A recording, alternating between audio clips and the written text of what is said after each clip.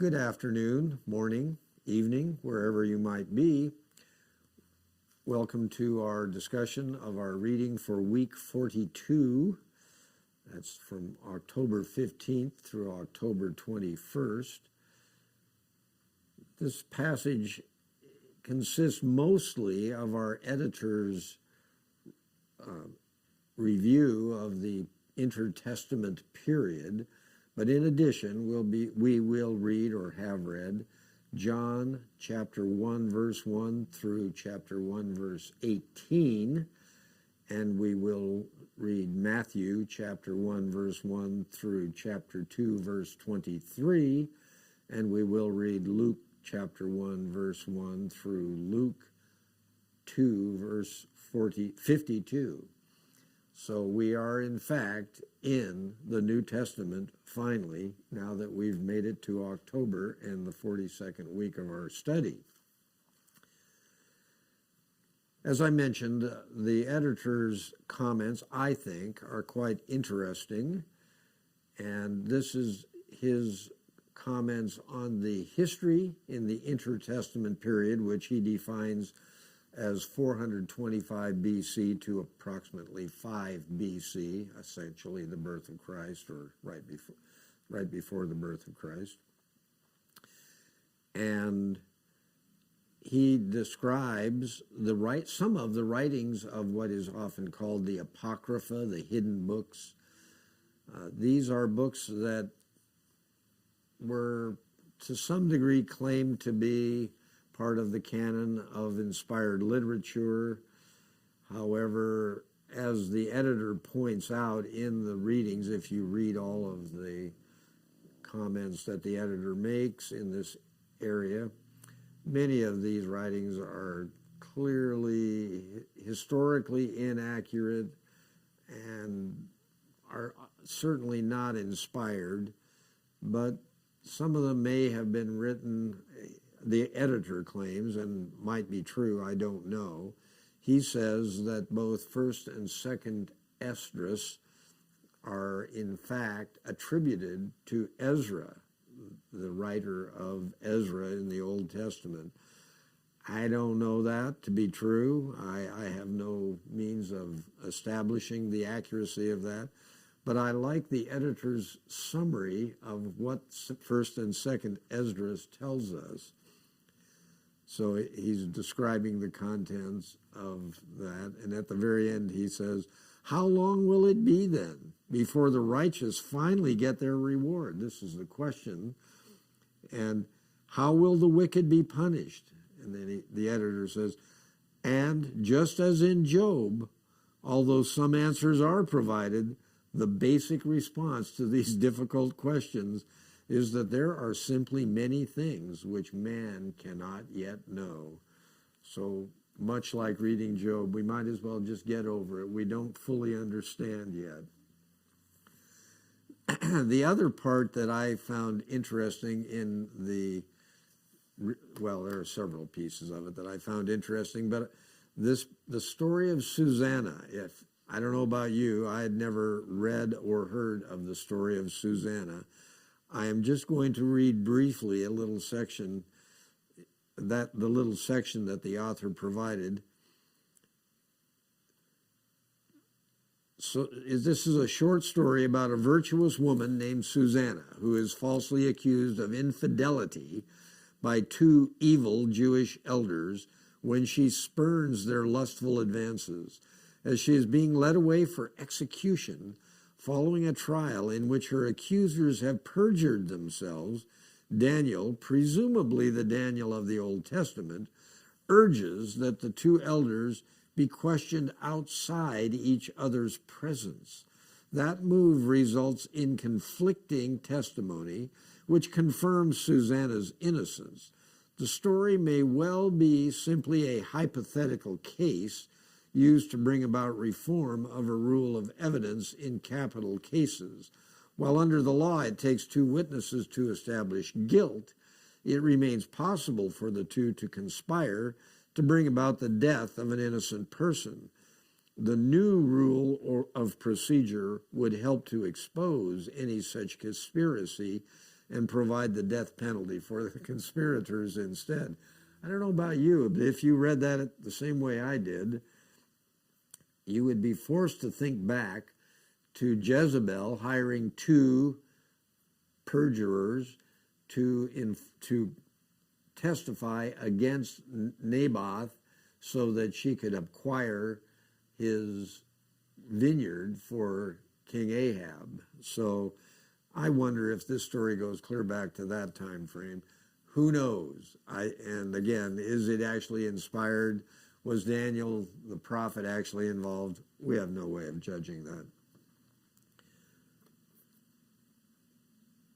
So I just want to note that the time that we're dealing with, the time period in which we're dealing, kind of starts with the breakup of Alexander the Great's kingdom. Remember, Alexander the Great was a key player in linking together, really, Europe with, to some degree, the Orient, Turkey, Syria, and India. All of those became, or portions of India, not all of it, but all of that area became part of Alexander's kingdom.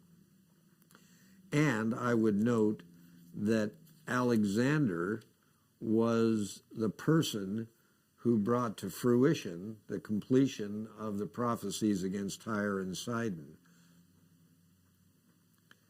So before the fall of the Persian forces under Darius III at the Great Battle of Arbela, I'm reading our editor's comments on this, Alexander sweeps through Syria, Palestine, and Egypt. It is during this time that he finally and completely destroys the city of Tyre, ending any doubt as to whether Ezekiel's prophecy would be fulfilled. He also establishes a new city on the Nile to take its place. That city, appropriately named Alexandria, will become a significant center of Jewish influence and Greek influence. And I would note to you, it is in Alexandria where the Septuagint translation of the Hebrew Old Testament documents is made to Greek in Alexandria. That's, as I said, the Septuagint.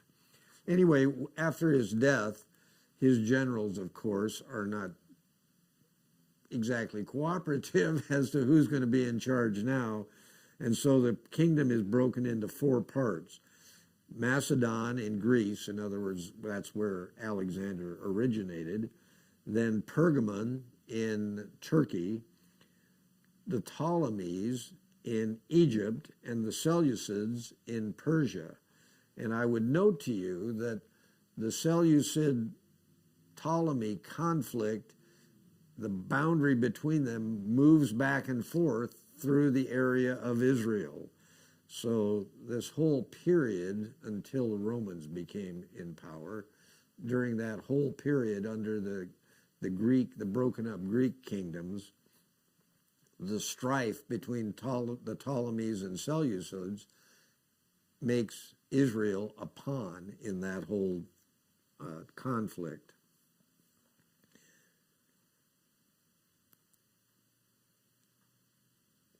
So now I'd like to read a section of our editor's comments on the history of the period in which he's describing the Seleucid ruler. This is in the reading for October 17th. The Seleucid ruler, whose name is Epiphanes, is one of the cruelest men ever to hold public office. His idea of extending Greek influence and paying the heavy tribute he owes the Roman emperor, because now the Greek Empire has pretty well been taken over by the Romans at that point. His idea is not exactly the friendliest gesture to a conquered nation. He begins by selling the office of high priest, then builds a gymnasium for naked athletes, then confiscates property, loots the temple, and haughtily sacrifices a pig on a pagan altar he has erected there at the temple. Now, later, within this same, after Epiphanies, Herod becomes the ruler under the Romans. Herod curries Jewish favor by restoring the temple in Jerusalem, which had been virtually destroyed by King Epiphanes. And so, in point of fact, Herod is the person responsible for the temple that was in existence at the time of Jesus. So again, it was a Roman, I was going to say a king, but whatever prelate, whatever he was within the Roman Empire, he's the one who made it possible for there to be a temple, since Epiphanes had at the very least desecrated it, if not destroyed it. I don't think he actually tore it down, but he certainly had let it fall into ill repute.